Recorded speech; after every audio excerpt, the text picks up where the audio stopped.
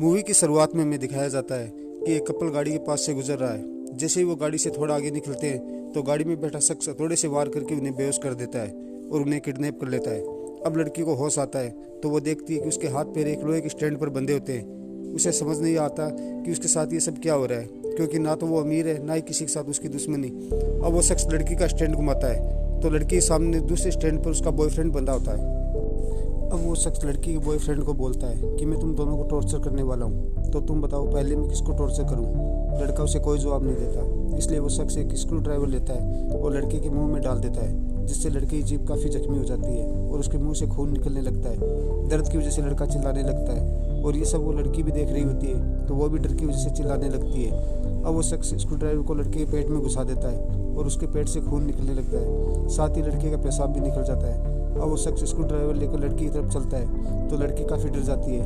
वो शख्स लड़की के पास आकर उसके चेहरे को अपनी जीभ से चाटता है, फिर स्क्रू ड्राइवर रखकर लड़की के आंतों को दबाता है, जिससे उसकी उल्टी होने लगती है।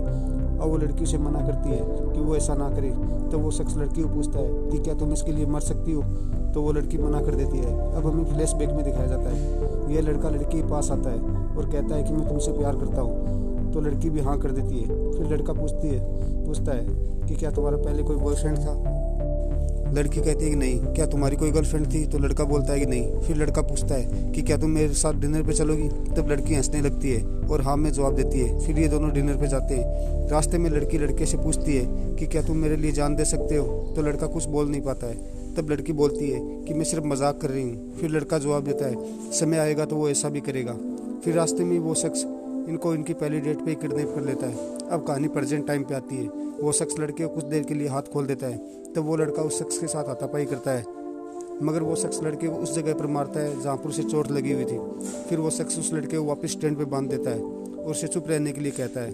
फिर हम देखते हैं कि दर्द होने की वजह से वो लड़का बेहोश हो गया है और वो शख्स बाहर चला जाता है। तब हम देखते हैं कि वो लड़की पीरियड से होती है, जिसकी वजह से उसे ब्लीडिंग होने लगती है और साथ ही पेशाब भी। अब वो शख्स वापस आता है और म्यूजिक स्टार्ट करता है। अब वो लड़का भी होश में आ जाता है। अब वो शख्स लड़के से पूछता है कि क्या तुम दोनों ने सेक्स किया है। लड़का जवाब नहीं देता। तब वो शख्स बोलता है कि मेरे सवाल पर जवाब नहीं दिया तो और ज़्यादा बुरा होगा, बताओ तुमने कभी सेक्स किया है। तब वो लड़का कहता है कि उसने कभी सेक्स नहीं किया। फिर वो शख्स उस लड़की से पूछता है कि क्या तुमने कभी सेक्स किया है। वो लड़की बोलती है कि हाँ उसने एक बार सेक्स किया है। तब वो आदमी उस लड़के से पूछता है कि क्या तुम इससे प्यार करते हो, तो वो लड़का बोलता है हाँ मैं इससे प्यार करता हूँ। तब वो शख्स पूछता है कि क्या तुम इसके लिए अपनी जान दे सकते हो, तो लड़की की आंखों से आंसू निकलने लगते हैं और वो कहते हैं हाँ मैं इसके लिए जान दे सकता हूँ। अब वो आदमी बोलता है कि तुम दोनों मुझे सेक्सुअली एक्साइट कर सकते हो तो मैं तुम्हें जाने दूंगा।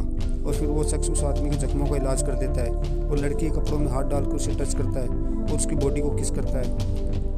अब उस आदमी ने लड़की की पैंट को खोल दिए और लड़की को पास लाकर दोनों को एक दूसरे के प्राइवेट पार्ट को देखने को कहता है। वो ना चाहते हुए भी एक दूसरे के प्राइवेट पार्ट को देखते हैं।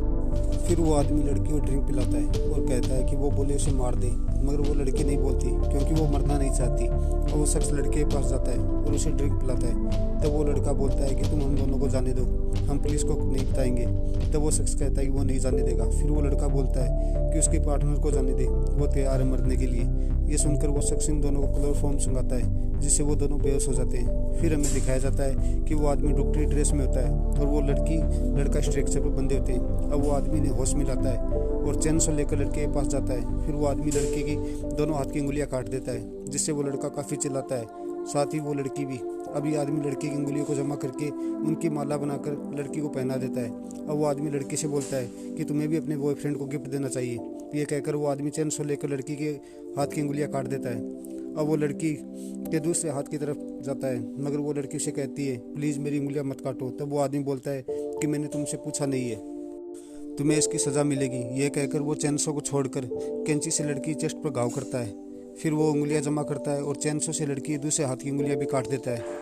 दर्द की वजह से वो लड़की बेहोश हो जाती है। फिर लड़की की उंगलियों की माला बनाकर लड़के को गिफ्ट करता है। लड़का चिल्लाने लगता है।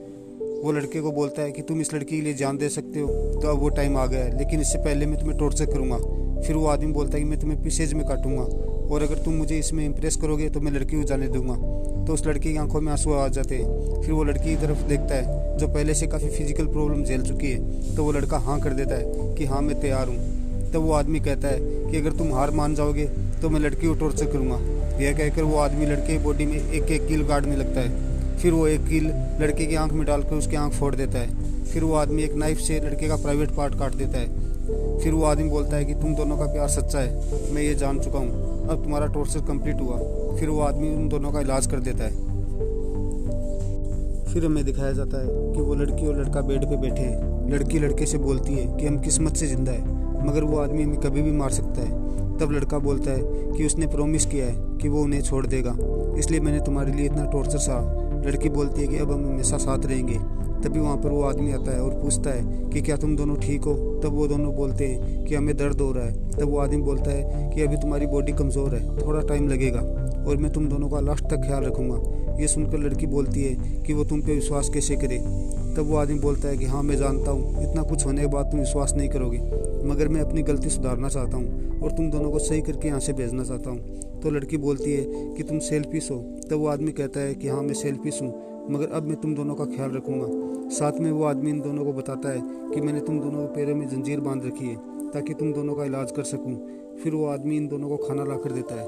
लड़की लड़के से पूछती है कि तुम्हारे दिमाग में क्या चल रहा है। तब लड़का बोलता है कि ये आदमी इंसेन है, मगर जब से ये आदमी हमारा इलाज कर रहा है, हमारे साथ अच्छा व्यवहार कर रहा है। शायद उसे अपनी गलती का एहसास हो गया हो। यह सुनकर लड़की लड़के को बोलती है कि अब मैं हमेशा तुम्हारे साथ रहना चाहती हूँ, क्योंकि अब हम दोनों एक दूसरे का सहारा है। अब कहानी में हमें दिखाया जाता है कि वो आदमी इनका बहुत अच्छे से ख्याल रख रहा होता है और अब इनकी हालत में भी काफ़ी सुधार आने लगा है। फिर मूवी में ट्विस्ट आता है। जब इन दोनों को होश आता है तो वो दोनों वापस उसी स्टैंड पर बंधे होते हैं। वो दोनों काफ़ी डर जाते हैं और उस आदमी से पूछते हैं कि उन्हें अब क्यों बांधा है। तब वो आदमी बोलता है कि तुम दोनों ने मुझे काफ़ी एक्साइट किया है, इसलिए मेरा अभी मन नहीं भरा है। वो उस लड़के से बोलता है तुम लड़की के लिए अपनी जान दे सकते हो, इसलिए मैं तुम्हें एक मौका दे रहा हूँ उसकी जान बचाने के लिए। वो कहता है कि वो उसका पेट फाड़ कर उसकी अंतड़ियों को हुक पर लगा देगा और तुम्हें लड़की तक पहुंचना होगा अपनी सारी अंतड़ियाँ निकालते हुए, और सामने पड़ी कैंची से रस्सी काटनी होगी। अगर वो बिना मरे ऐसे कर पाया तो लड़की को जाने देगा।